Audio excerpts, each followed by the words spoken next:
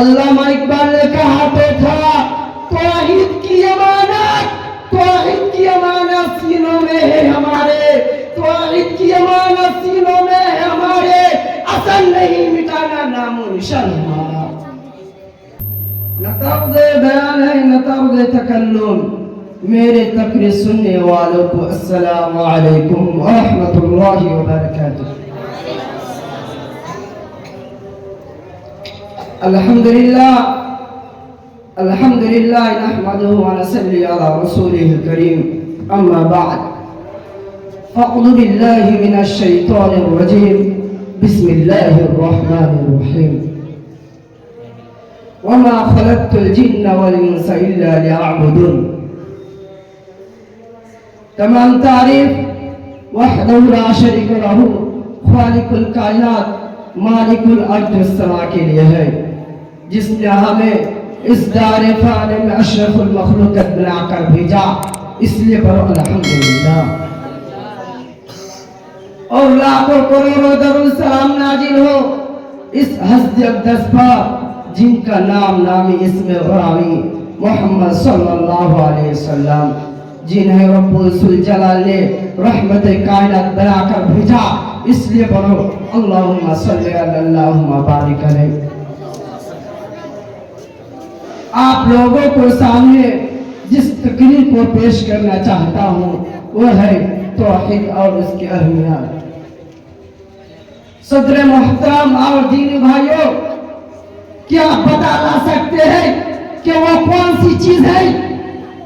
کیا بتا لا سکتے ہیں کہ وہ کون سی چیز ہے؟ کیا بتا لا سکتے ہیں کہ وہ کون سی چیز ہے جس کے لیے قرآن کریم بھرا پڑا ہے؟ وہ کون سی چیز ہے جو دین اسلام کے راہ ہے؟ وہ کون سی چیز ہے جس کے ذکر سے قرآن کریم بھرا پڑا ہے؟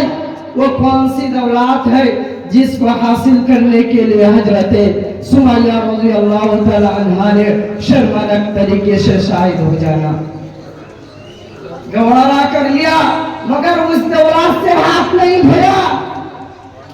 وہ کون سی چیز تھی جس کے لیے صحابہ اکرام نے اس قدر تکلیف اٹھاتے؟ جی ہاں میرے بھائیوں، جی ہاں میرے بھائیوں، وہ چیز ہے توحید، وہ چیز ہے توحید، وہ دولت توحید کی دولت ہے۔ دنیا میں جتنے نبی اور رسول آئے سب کا بعثت کا صرف ایک مقصد تھا، صرف ایک مقصد تھا۔ کیا مقصد تھا؟ کہ اللہ کے بندے صرف اس سے اللہ کی عبادت کرے، صرف اس سے اللہ کی عبادت کرے، اس کی عبادت میں کسی کو شریک نہ کرے میرے بھائیوں، اس کی عبادت میں کسی کو شریک نہ کرے میرے بھائیوں۔ توحید کا مطلب ہوتا ہے یک کرنا، توحید کا مطلب ہوتا ہے یک کرنا، اور شریعت میں توحید کا معنی ہے کہ اللہ کی ذات کو عبادت میں ربوں کی اپنا وہ تمام اسماء و صفات رکھتا مانا جائے۔ اگر اس کے علاوہ کسی کو رب بنا چاہے تو یہ بھی توحید کا خلاف، اس کے علاوہ کسی کی عبادت کی جائے تو یہ بھی توحید کا خلاف، اور اس کے صفات اور اس کے ناموں کو جس میں وہ اللہ کے لیے استعمال ہوتے ہیں کسی اور کے لیے استعمال کیا جائے تو یہ بھی توحید کا خلاف ہے میرے بھائیوں، یہ بھی توحید کا خلاف ہے میرے بھائیوں۔ مسلمانوں کی تاریخ گواہ ہے، مسلمانوں کی تاریخ گواہ ہے، جب تک ان کے سینوں میں توحید کی دولت تھی یہ زمانے میں سرفراز تھے، یہ زمانے میں سرفراز تھے، جب تک ان کے سینوں میں توحید کی دولت تھی یہ زمانے میں سرفراز تھے، صحب عروج تھے۔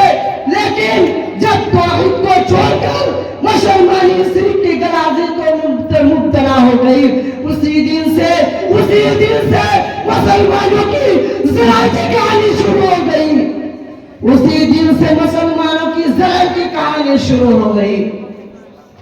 علامہ اقبال نے کہا تو تھا، علامہ اقبال نے کہا تو تھا توحید کی امانت، توحید کی امانت سینوں میں ہے ہمارے، توحید کی امانت سینوں میں ہے ہمارے، اصل نہیں مٹانا نام و نشان ہمارا۔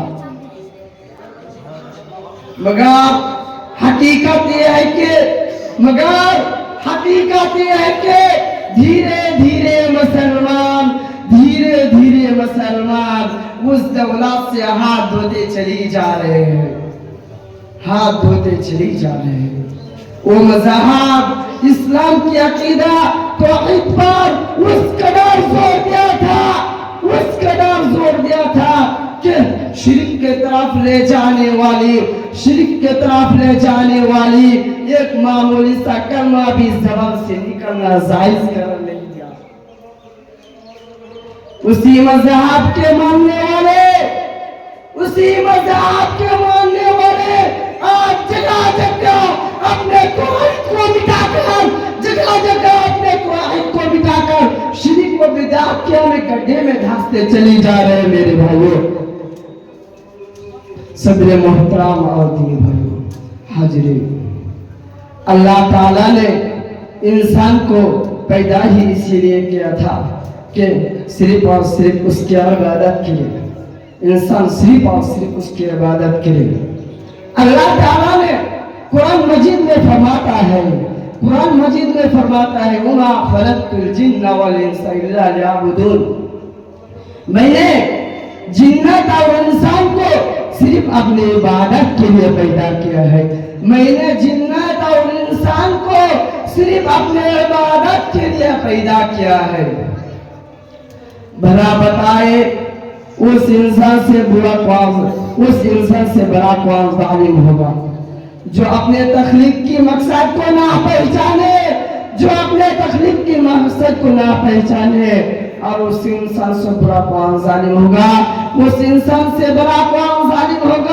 जो अपने तख्लीक के मकसद को ना पहचाने और अल्लाह की इबादत में गैरों को शरीक करे। मेरे भाइयों, और अल्लाह की इबादत में गैरों को शरीक करे। मेरे भाइयों, इसलिए कहता हूँ मेरे भाइयों, तौहीद की अकीदे की हिफाजत कीजिए। अल्लाह ताला हर मुसलमान नमाज में ये इकरार करते हैं, इय्याका नअबुदु व इय्याका नस्तईन। ए अल्लाह, हम सिर्फ तेरे इबादत करते हैं और तुझसे ही मदद मांगते हैं। ऐ अल्लाह, हम सिर्फ तेरे इबादत करते हैं और तुझसे ही मदद मांगते हैं। मगर कितने अफसोस